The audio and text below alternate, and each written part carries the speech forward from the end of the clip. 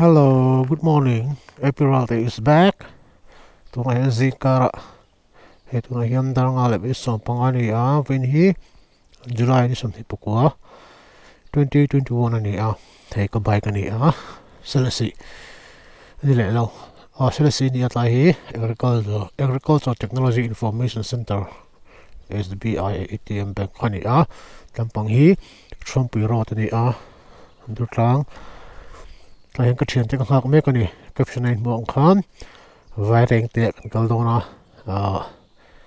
zingdar nga chu kan tum ase ruwa te sur wangin kan tupangin kan ma thei lawa ke ma chi ala thengin nga khom tura pali pangavel kan denga lekan introduction te pokan pedonia Vairengte wena kan kaldoni he te nen hian nom le don tuk ole din trong trai na manga din ania amona sa te mi sa paminga Yamaha Suzuki kan kal doni win chu kan kal chan te po kan sei fiang hedarang hianin 30 kilometer sa pani bolvel ni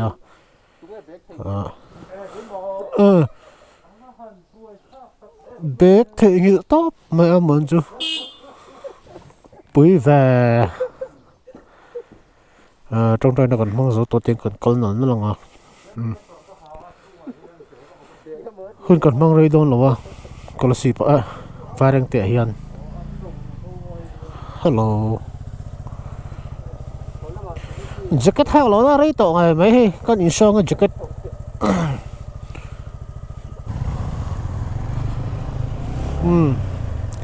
pali kan kal dona vein hi Yamaha programming kan kal don ni kan sei fia lo nga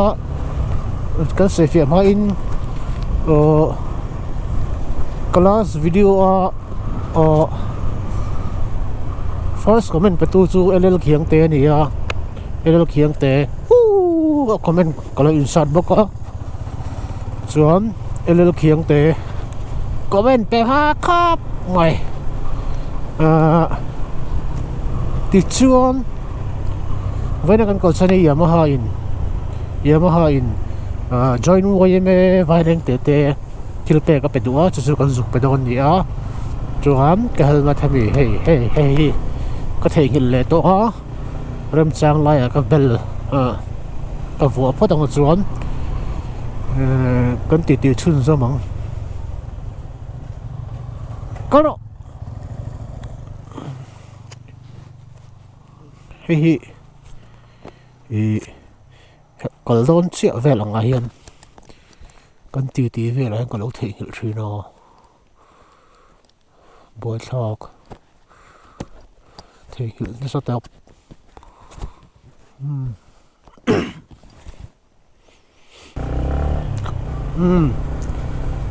ti sun zamang siam fel to boka first comment petu chu LL khiang te ka ti khania LL khiang te hi motor vlogger thawani a channel po ne LL khiang te channel khai lo check it out don ya subscriber po 10k chuang nei to ni ka video te lo entry na lom tho ko sila che ti chuan kan topic kan lu tanga ven kan su chan ni lockdown lai in the point ti thaya mani lo ka border lo Vairengte ko sung auto stand na anin ti boy vela an che Vairengte mi pui oime a khomi pui an chet vel na kan lo mu vel veka mu nge kan ngai sang ani Yamaha in vena hiam sum min kan tira chu petu chuan kan kal do na ko tai bo dara kan zuk pe zakanga man kan net le mai don ni chu vena kan program ni tai kong dung hi tlang dung ngabik takin bi ka thlir thleng hi chu kalngun to khop maya chuan video te amuna reizo ka siam theinan tele kim chang zo kan ti theinan henglai kan tlan vel hi chu mun nal do lek mo engemo thil dang deuh te ani lem lo zon kan film lu tuk don lo ba kan khoi kat ti oi lo ti ring ka sei sa ni chu chuan kilometer zale ti chuang ani a nai tuk lo wa Vairengte hi kong hi nge andon control wa hi lockdown rei ta kan nong ta kan so lo na rei to a kan bike khal te pe kan team de dui le nga la chu tiang vel chu ni a se hun kan nong rei lo thu ra ngai la rong takin kan ti nga thil rong takin kan le le don LTF le kha kan la a chu kan phal na nei chut de mai e te hang kan kalanga a tu le kan ti ti zel zok do ni part 1 part 2 te pon ong mai thea part 1 a comment ma saber next video hemi video Vairengte right ni labin anexa ka comment so tu su di ang ale kakale ziga sa vaten pathianan faka pangparin ro puizia alam tira right by faith pathian hena kanin hlane kalpan soyang kalpa chu fakinam rose let's go lâu ba thiếu xiêm môi thực tế chứ ăn môi về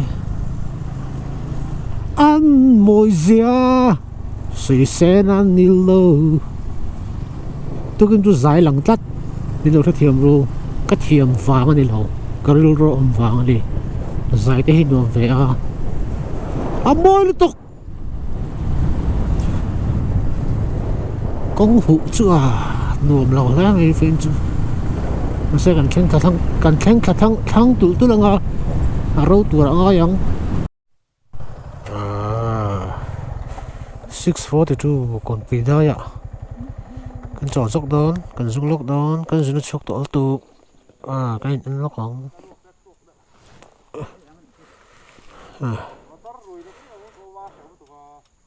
cả một chiếc lót tắc cái chứ I know lo. Daruk lem ni sam. Ada sari che ni tu na hiam. Kion. Ko amon. Kon pidai hemi aphei lai ni chu.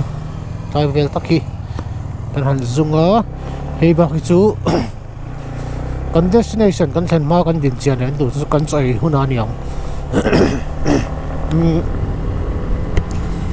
Tifini kan pai le a. Tidang kan ti danang bokin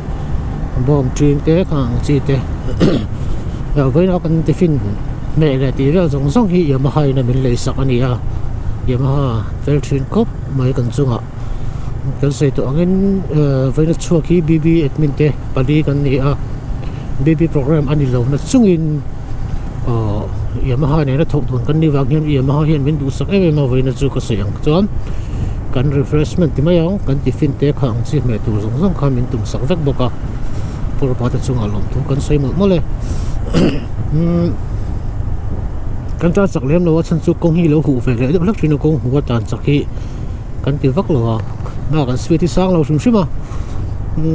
average speed chu 60 50 60 70 cho bor vel ang chatiang a chon da tai la inga ma chang chan po zup chu nei mai ra an tlang pin kan tan sak lem lo ani mo chang in chol vak lo win kan ta na se phot ang in chol hi nge hun du rei berani a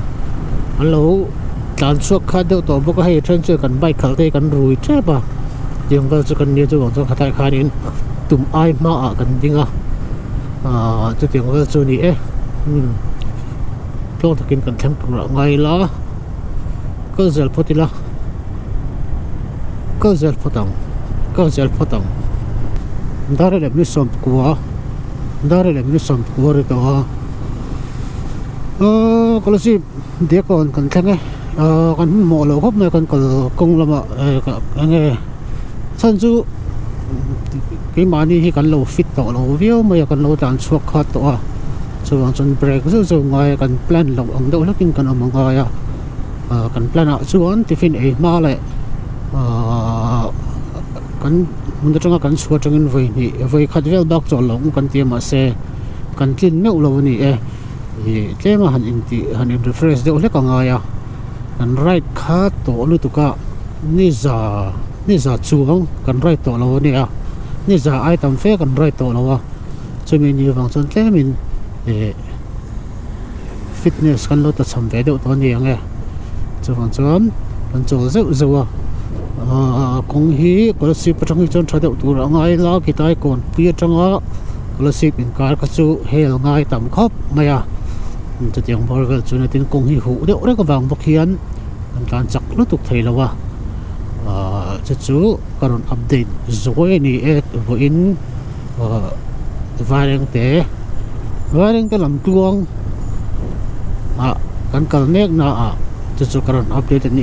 821 dau riat la mini sam ni pakhat ani a scholarship an tan mek ani chuan tiffin hi scholarship le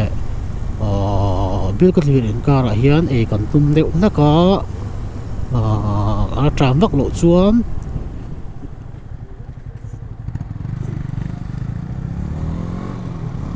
te top maya ala tram vak lo chuan scholarship bil ka thlir le Vairengte in kara pa du le kan e thei tho kal phatang kan thuang e pathian zara kan na thuang zele dari le mani samli pasari he kan bike kho ni a bal to khop mai tan cho kan e don kan tiffin kan e don ni an hom via be bia che bil ka thlir kan ni mai a bil ka thlir chimluang Vairengte som pakhat da som la sab khat in kar ve kan thleng thatur anga la tlai kan ti rei le rei lo a en ngat bokanga chung ba chuni chon ayang he ka te fin pai ni ya a tui pakhal le purun lep nga zai nga ni chu din woi bok pai le ta hi mo a tui nen a tui pum thum nen a mon ju cho chia chaklang a mi nge pai dang chaklang le a tui nu tai ku kan main menu box street trời tui vấp ule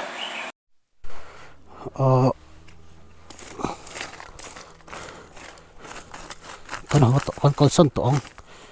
hei chu abal sani hei thing sat lai mi silver mi he kan chara chu mi sakan mang mi alo nia kan sei du ni chu chuan malam panin kan ko tong dan jang e kole nga thum der kole mi so nga pathum ko som pakhat vel kan thleng thlau mai dan chu mi di samli vel kanan na tia scholarship bi ka tlir tang hian bi ka tlir chu kan thleng ni mai a khua ka tilang lo khop mai a rang theng vera episode 1 chu then thak pi chu ka du wangin ka record tlem khop mai a chuan holam panga kan ti fakang kan pe le seitur kan hriat le kan lampang chu Vairengte kan destination ni rang thei ang bera then pi chu ka duwa chu wang chawman ka record tlem khop mai share ka zuang dui ka video khamo puar le elo to boka ti ka chuan ngai thatakin kan tlan tong roran su le ven ro su dan hi min dang lo tok vel che zelina sur kan sol lai ang deuh te ka ding si zela hona sur tlan lai ta ka sur la om mia lo kan van nei khop mai kal phatang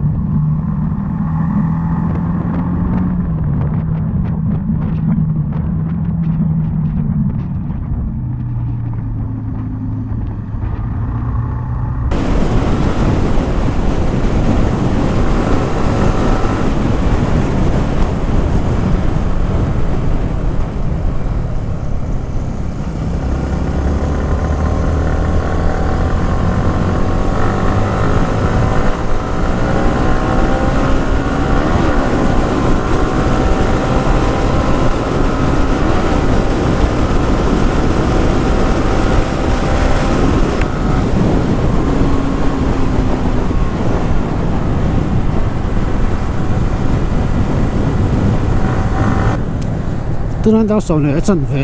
ri chi a ten chan ve che chu lo ri lo 10:28 ni ya ka bike sana chuan tu chuan kan tum ram chu tian kan lu ta hei Vairengte ni ya Vairengte hi Mizoram a chuan khathang kan ti don ni lo mar asil zaro to mati mayang akhato ber ni ya Vairengte thang a chuan in sam kachar district khani maya ngani ani ti boina khani a ani ka na kha tian kan thenga CIJW Army Training Center ani a Army Training Center hi mana khan ka sei to a AC a hian a thaber pol ni a thaber hil mai thei a sei so lang emo chu tiang wal chu ni a Vairengte Army Training Center hi chu tha em ma chuan ka video hian Vairengte hi vai khat si ala langin ka sia chu po zana ni ya silchar hei amon teu ka ma jan amon teu ne na kan right khan zana anon tlan luta naron tlai ang nga tha po ka lam malawa veina hiam Vairengte hi kan kalchan veina kan chu chan ani angin tha te po du la karon la war lo nga Vairengte bi ki anin ka na lai ve te ki ka an phal ang pe chu le kalan phalang ngo chu ka shlowa han mu ti chu ka chak view anin ka na lai ve la hi ma se video ate TV ate WhatsApp ate Facebook ate tam tak mu tur oma thil thar pa khom tom chong to lowa karin dan chuanin kan se pete te ka lau zong ta ni chung vel ho chung duty ka ringa tak chu thil vak chom ka ring lowa chu wang chuan kal lo pon hi la min tha thiam ula kalpon phal khel lo mai thei chu tiang wal chu ni ni som ni por kanin ka ni ani min tia pia le angani ta a ven hi ni nga ni a tho chen ni in ka pan di a ani ka ma de thalak chi sang aron Facebook ate WhatsApp ate an post ka chuanin mani am huna kan lo thin rim ve em a kan lo sa ve em a ti thei kan nei si lowa kalau lu om ta ber chu mani ram le nam chan nan hian nun hi kan lo tha pom don viau ni tian kan lo kan sa ve de wa mani ka ru an sa up an ti de up kha chu kan hoi viau te ne Vairengte mi pui thi po lau lo kha tianga an han om mu khan a om ngoi ni en tin nan ma na thanga kan ram anga kan ngai kan il le lo le kan ram chin anga kan ngai then om se te mi ron chuk taringot se kan thim rim dan tur khamo kan ram chin chu san lo ni se Vairengte tan ngat thei ka chuari ana don lu to ni khang pe zung sung ngai to thei ka chuanin huai ta kha tianga an lo ma chon kha sam police an lo ma chon kha an a om hi ka ti hlia hia kok na sa hle mai chuan veina hianin Vairengte khotlang YMA join YMA lom tu soina sungtlem kan pedona Yamaha ina pedona chu tu na hian hei a pedorin kan kalme kan ge Yamaha lamkal angit ni chu kan chu ber vein chu chumi pa chon video kan siam ni a kha vein kat kal chan chu ni helicopter mana kan no pan lai chon Vairengte nula helicopter bulat halak nei lawan am lawan ti thin fiam thu mai ni chu kan no pan lai fiam thu jok sani chu chuan ai zon nula chu ai zon nula la thangwal chu bung bang la bula than lang nge ti ni bo ka khatiang chi khan Vairengte nula chu helicopter bula an ti thin hang lai value training center timayang training center an ti mi chung lai vak chu ni a hai khung lai ku chan ka na di a tin building te ama building ruak tu chu nge helvel be dan mo khang velan zin khane building te om veka thai khu kan lai vela chan ka lai ni hen ring thadu khop mai heng lai he hi phain wam panna ni am kho ka chiang lo ani mai thai hian mandir ani a cha khian chuan civil country dom bukin ka sia cha hian hetlai so civil country red country chuan satai so sai get lu son CIJW school English medium school ani ang chunga speed breaker la hi an tam em ko ba ana sipai om na mun hi kan pe ranga mi zo Vairengte khuwa ti mai Vairengte vek tu zui ta a civil an mi zo ho om na tak chu ti hian kan lu tran chi a join way me office boy kan re chuang lo wa kan kal phei ta panga kan mu hun kan penga chuan let ni do me ma se border ri kan phal chuan zuk than va hrim hrim chu chak om khop mai kan pu ten phalan amo Vairengte, welcome to Vairengte kan thleng ta e Vairengte tak 10:34 Vairengte ko chung tak kan lut ta e an nuk man kan man thuang em khuani leng na dura ni sa kan na mu mi lo wa jing atangin roi min lan an boi mi lo thunga an van nei na em chu ni a tek chu tra khop mai nuang khop mai Vairengte hi lockdown in a phuar ve nge ve lo chu ka chi lo wa thei chen kan zuk bia ka chuanin an free view ni om tak ani a an free chan chu hemi kan ram boi wang ta po hin ginga ni khol po tam tak an oma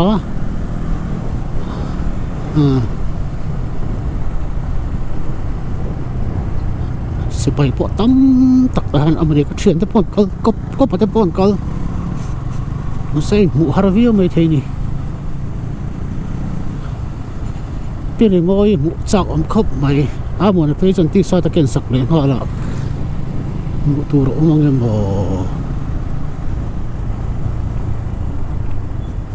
tai ve la hian zo nga yang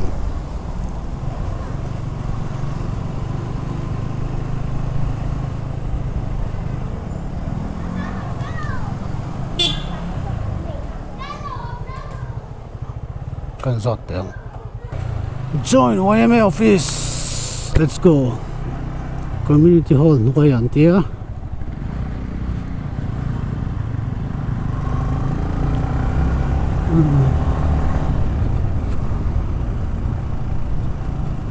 kan tan pel dei lo ka hravak chong lo nangin an soi ka lai om ang ka chu ka hra thiam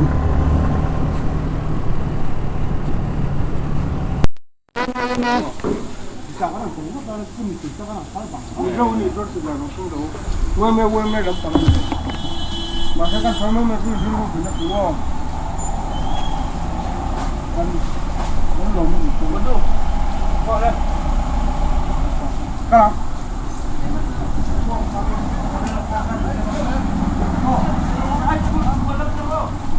Waktu sana, dan sana enggak lah lagi. Ah, oke.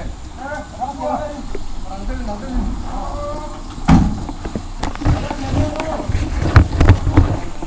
Anh dưỡng phở sẽ biết tay như là gì đúng không? Anh đi thôi. Những chuyện. thì anh ở cái lều tồn kia anh xem sụp này tay ram bầu ruột chú hai lúc cũng mò nè